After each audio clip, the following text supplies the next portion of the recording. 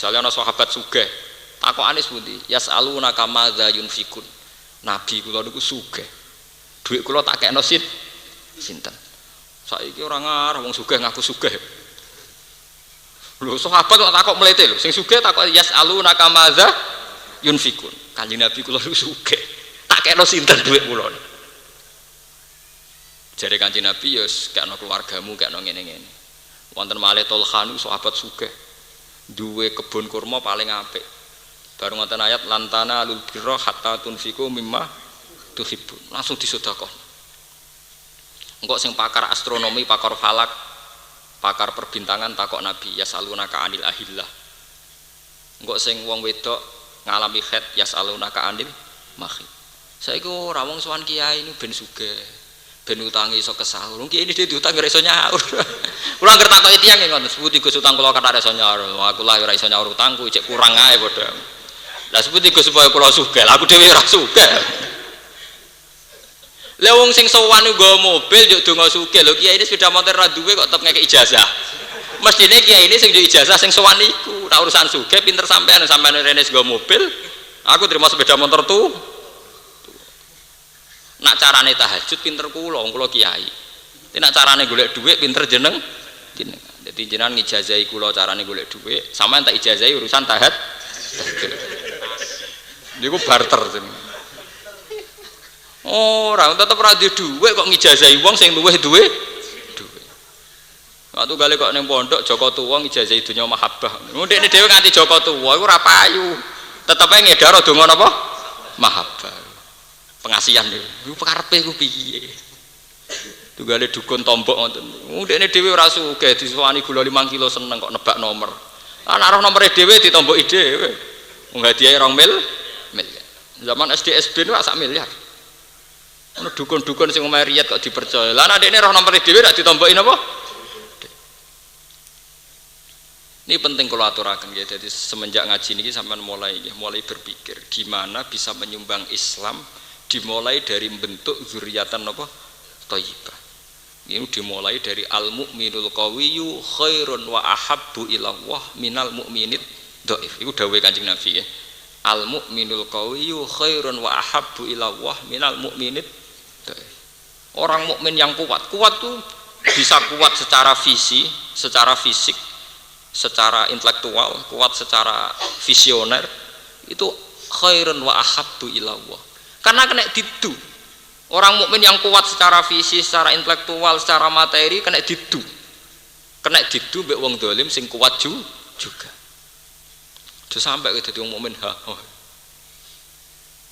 Tuh kok nderek niki takoki, milih presiden sapa ora iso nentokno. Kita harus pakai ketentuan tadi sing menurut sampeyan mendekati dengan kriteria keislaman. Ya keislaman cara sampeyan. Ya Islam macam-macam to bentuke, stabilitas nasional ya Islam. Jilbaban ya Islam, kok ngukure jilbab tok, ya ora adil. Wong Islam ora bakal jilbab tok. Urusan kekuatan Islam itu ora jilbab tok, ya ora adil. Urusan jilbab kok gegere gak ora karuan. Jenenge mendiskreditkan cara kula ya ora adil. Pro rakyat itu ya Islami, termasuk Islam itu ya nyarano it'amun fi yaumin dimas. Paham gimana kalau terusakan ya, sing menyangkut yaumanat ukulla unasim bi imamihim niki sing menyangkut niki ganti bakasan ya, niki rodok santai ya, niki urusan akhirat ya. Ayat ini yang kemudian dipakai dalil para ahli thariqah, para tokoh syariat untuk supaya punya sanad ya. Nggih kula baleni malih nggih. Ayat ini dipakai dalil para mursyid, para ulama rata-rata itu disebut sanad. Ya disebut apa? Sanad. Utawa silsilah ya. Sebab niku semua thariqah muktabarah, semua pondok sing salaf niku mesti gada sanad. Nggih kados kula saking bapak kula dugi Mbah Dola, Mbah Arwani ngantos Mbah Munawir ngantos Kanjeng Nabi misalnya sanad Quran kula. Misalnya sanad kitab kula nggih kula Dok Ki Memun, Mbah Zubair, terus Mbah Fakih Mas Kumambang, terus dugi Mbah Mahfud Termas, dugi Sayyid sinten sing aran Yana Abi Bakar napa? Sato. Terus muridnya sinten Sayyid Zaini Dahlan misalnya. Ya sampai Dok Kanjeng Nabi itu. Dalam thariqah juga gitu, semua mursyid juga punya sanad sampai Syekh Hasan Asadali apa sampai Abdul Qadir Al-Jilani atau sampai Syekh Bahauddin sinten anak seperti. Sampai ada pepatah man ta'allama bila syekhin fasayhu napa setan. Orang yang belajar tanpa guru maka gurunya setan. Niki nggih penting nggih. Memang kesalahan intelektual kampus itu tidak mempedulikan guru tanpa sanad, hanya mengandalkan buku. Itu untuk konteks keislaman itu tidak benar. Kecuali kalau ilmu sains murni ya, kayak kedokteran, kayak astronomi itu tidak apa-apa. Tapi kalau konteks keislaman itu tidak bisa, harus dengan guru. Karena kalau konteks keislaman pakai buku, sekarang itu era global. Era global itu ada Islamic Studies, kajian apa? Islam. Di Barat itu banyak profesor Katolik tapi ahli Islam. Di Eropa banyak pakar keislaman tapi non Muslim. Karena sekarang sudah Islamic Studies, jadi Islam dianggap kajian. Sama seperti kita juga tahu Bible, tahu Barnabas. Kalau piyambak nggih sering maca Bible, maca Barnabas, saya juga sering maca buku-buku napa non Quran gitu. Tapi kan kita sebagai studies, sebagai perbandingan, sebagai kajian. Ini ulama dulu juga sering baca Injil. Ulama-ulama top itu ya baca Injil. Karena mereka adalah akademisi, apa? Akademi. Sama sekarang tokoh-tokoh pendeta juga baca Quran, baca terjemahan apa? Quran. Sampai teng McGill teng Kanada wonten jenis Islamic Studies. Di situ yang sekolah ya biasa mengkaji Quran, wonge ya ora salat. Karena sudah kajian apa? Islam. Jadi teng Barat itu biasa profesor Islam, maksudnya profesor tentang Islam, ora kok agamane napa? Lho nggih itu kalau sekarang di era akademik, yang kula biasa seminar kalian rektor napa Kristen. Dia rektor di Universitas Kristen seminar. Nggih biasa tanya jawab urusan Quran. Ya apal lho.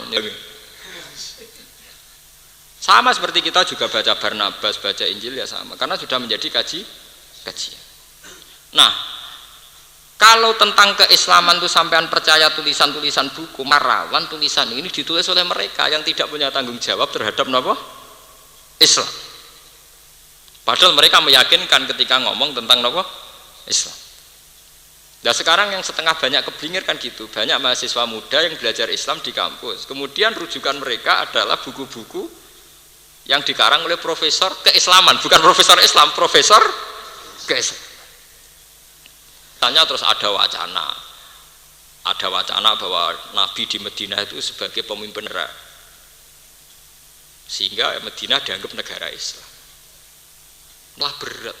Nah, keyakinan ulama Nabi itu tidak pernah menjadi pemimpin negara. Nabi itu ya pemimpin agama. Beliau di dunia, maka beliau juga memanage urusan apa? Dunia, urusan negara. Tapi beliau tidak pernah berstatus sebagai pemimpin negara. Itu beda sekali. Contohnya begini, beda sekali itu. Negara paling apapun itu tidak akan menjadikan sholat 5 waktu sebagai kewajiban negara. Yang menjadikan sholat 5 waktu sebagai kewajiban hanya khas agama. Hanya khas apa? Agama.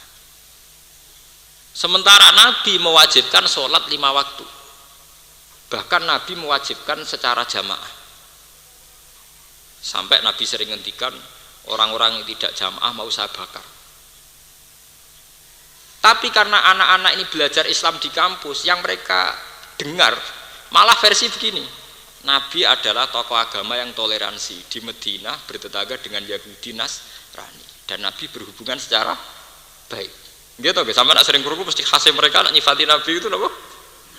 Toleransi. Cara bertetangga dengan orang Yahudi, orang Nasrani.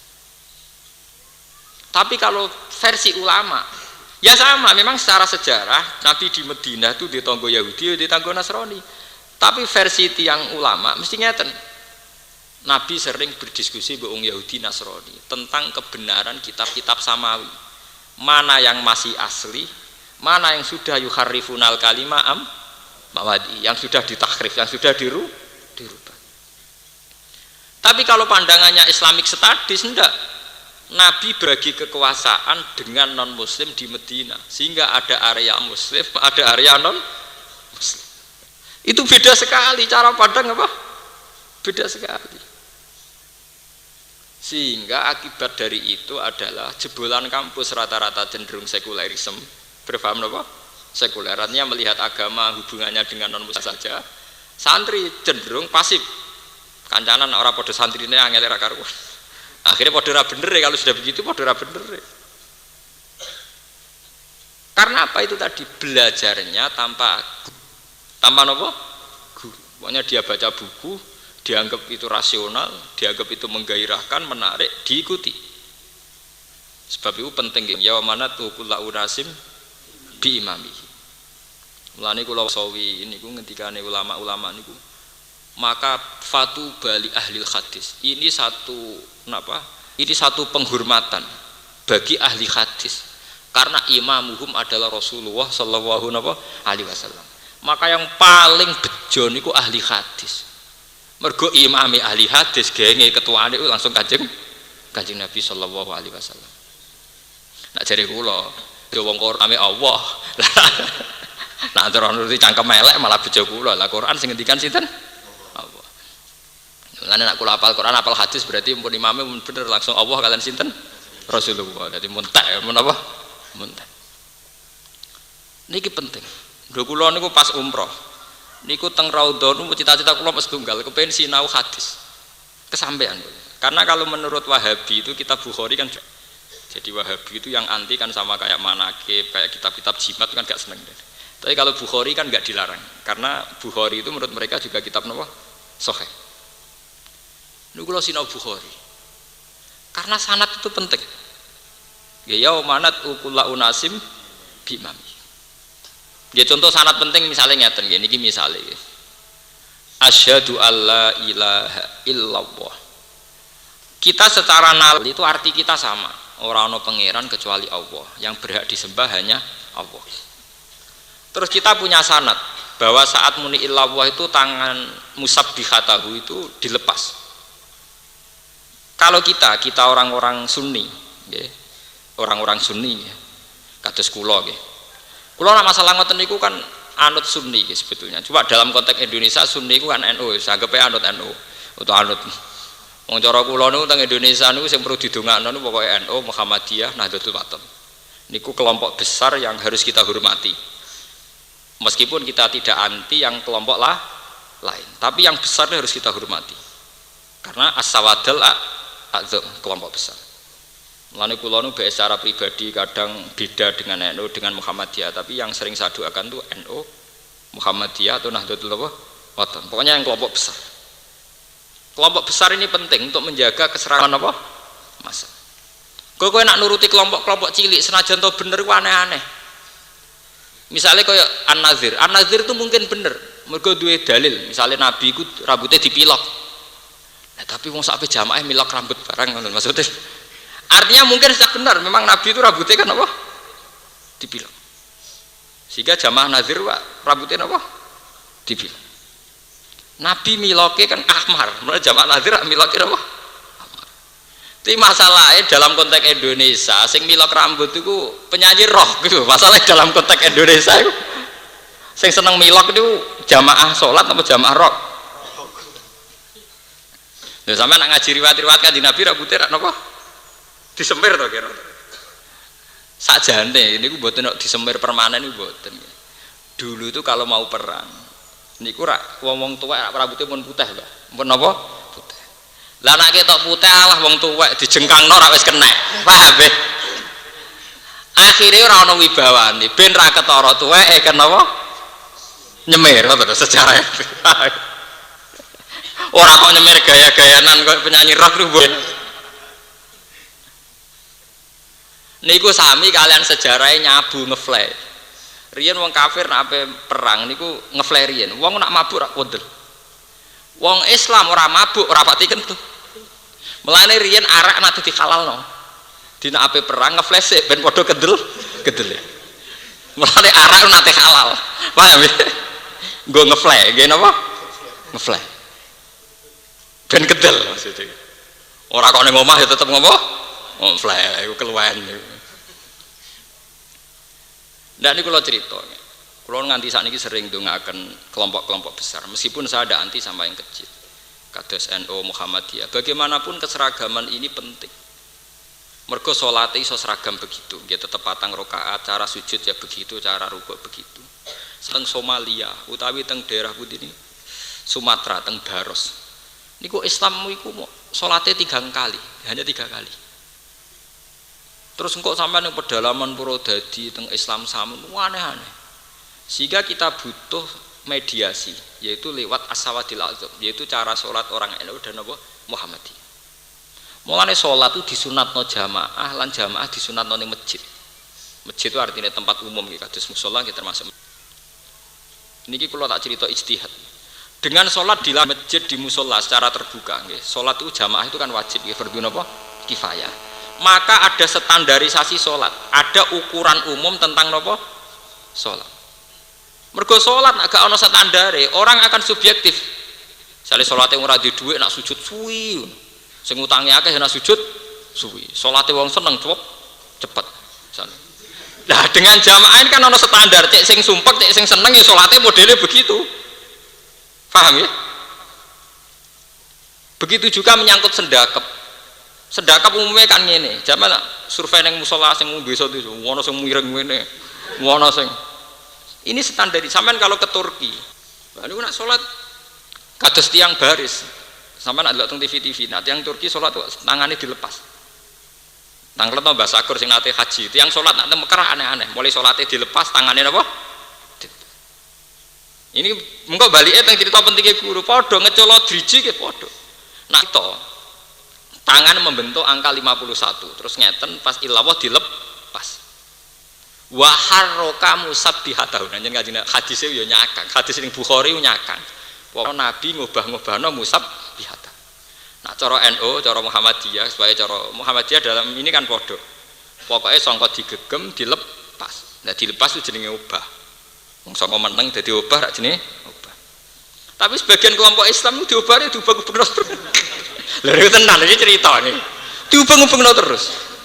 Mergo filosofine iku ditemplei setan ben kepleset. Wah. Lah jare wong NU, cek gobloke setan diubahno ngono kok wis ceblok. Wong lagi mosok ngubahno ngono sisa napa? Nyeblokno napa? Setan. Penting, jadi as-sawadil adzam penting. Kados NU, Muhammadiyah, Wahabi niku penting. Kula nu setuju. Kula nu anggere salat ijtihad teng pangeran wis sah, kowe bae ngalim lah, duwe pendapat pribadi lah, kudu anut umume wong. Itu pendapat pribadi. Tapi saya tetap hormat sama ini. Waduh kula biasa tukaran mbek tokoh NU nggih biasa, tokoh Muhammadiyah nggih biasa. Ketua penasehat PP Muhammadiyah niku kula kenal. Ambek tokoh NU sing kenal nggih pirang-pirang. Wah si Muzadi jebolan sarang ngoten kakak kula ngono ae. Nggih kula biasa debat, nyanyi ndak cocok biasa, tapi kita harus tetap napa? Hormat. Karena untuk bikin keseragaman. Contoh gampang balang jumroh. Balang jumroh itu ceritane, itu Nabi Ibrahim balang setan. Ketika untuk wahyu nyembelih Ismail digoda setan terus diantem watu. Ada standar dunia yang diterapkan ahli sunnah. Nganggo watu jupuk ke Musdalifah diantemno secara standar. Secara apa? Standar. Andai kan ruang ijtihad itu dibuka, maka ya kayak Syiah itu jam dilemparkan. Mergo cara cangkeme wong-wong sing ijtihad. Setan mbok antem lonton ngono ya ora lara to.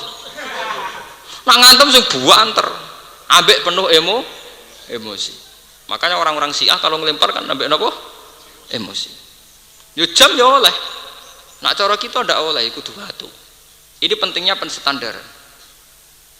Ana istiad sesuai ngene.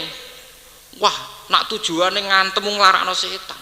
Dhisik pancen Nabi duwene watu. Saiki yo nganggo bedil. Mergo kira-kira watu mbek bedil luwih nglarakno napa? Bedil. Engko ana sing istiad pun anak bedil rong patin tok akeh nganggo nuklir misal. Lah mana malah Mina hancur. Ndak artinya karena ada suatu mayoritas yang cara ibadah balang jumroh demikian, karena ada satu komunitas yang cara ibadah demikian, maka ijtihad sing aneh-aneh ini bisa tereliminasi cara tenggene apa TV ini tersingkir. Coba kalau tidak ada ijtihad mayoritas, ijtihad tadi masuk akal, tujuannya adalah ben loro lah nak nganteme ngono tok kan gak pati napa loro. Iku padha kanca kula sing ijtihad kula di kanca wartawan KR nang ngoten. Pak Bah, sampean sebagai ulama berani ndak mewajibkan balang jumroh. Maksudnya Lah hajinya kan pakai uang korupsi, podo setane teman-teman gitu. Jadi dia protes ini. Dia kan wartawan, kan sering roh pejabat koruptor itu udah usah balang jumroh lah Bapak. Podo setane ada antem, mbok yang rukun saja. Podo setane ada apa? Antem-antem. Artinya kalau ruang istiadah ini dibuka mboten karu-karuan. Iku waktu gale kiai sing ra setuju istighosah jare. Istighosah ora setuju alasan pangeran jadi demonstrasi jare. Mergo kelompok banyak mendemo Tuhan. Ya itu kan pikiran-pikiran begitu tuh liar. Artinya kalau tidak ada sawadil adzam itu tidak ada mediasi untuk menjaga rangka ibadah. Standarisasi apa? Ibadah. Mulane kula nu matur nuwun sanget kalian NU, kalian Muhammadiyah, kalian Nahdlatul Wathon. Pokoknya yang mayoritas. Cuma kalau Nahdlatul Wathon di sini tidak mayoritas. Kalau di NTB kan apa? Mayoritas. Yang mayoritas di NTB. Sampai sing dadi gubernur itu putrane Tuan Guru Agung. Gubernur NTB itu guse. Ketika mayoritas yang NTB kan Nahdlatul Wathon. Sehingga pas pilihan langsung menang. Beliau itu dokter tafsir. Jadi gubernur sing dokter tafsir ya namung putih. NTB, beliau kuliah di Al Azhar jadi MA, masternya tafsir. Mulai ana pilihan langsung milah wong abahe ke tope mriko. Jadi gubernur ya kelurahan ngono ya nggawa jalalen. Lho nggih tenan. Lan kula nu umpama rapati kiai, cara mboten gadah istiqomah mulang niku kula badhe teng NTB. Mergi seneng kula, tapi wong kula kiai marang dadi dumatar. Wong kula untuk tugas teng Malaysia itu ya seminggu, teng Mekah nggih seminggu. Saya itu tidak berani tugas di luar itu. Misalnya jemban teng Palestina kalau sudah bisa itu paling 2 minggu seminggu. Karena kita sudah tidak bisa penelitian kayak zaman riyen. Nah, kiai mari kiai kudu istiqomah, lara kowe dadi kiai napa? Lara. Tapi tak angen-angen wong jaminane swarga nggih tak nikmati mawon. Nggih ana ikhlas kan mlebu napa? Swarga. Sak larang-larange kampus bayar kula paling 10 juta. 10 juta sampai swarga kan larang napa? Swarga. Ngitungnya ora kok sak seminaran piro? Sak seminaran paling banter 2 juta. Ngaji sampean swarga. Mulane kula nak ngaji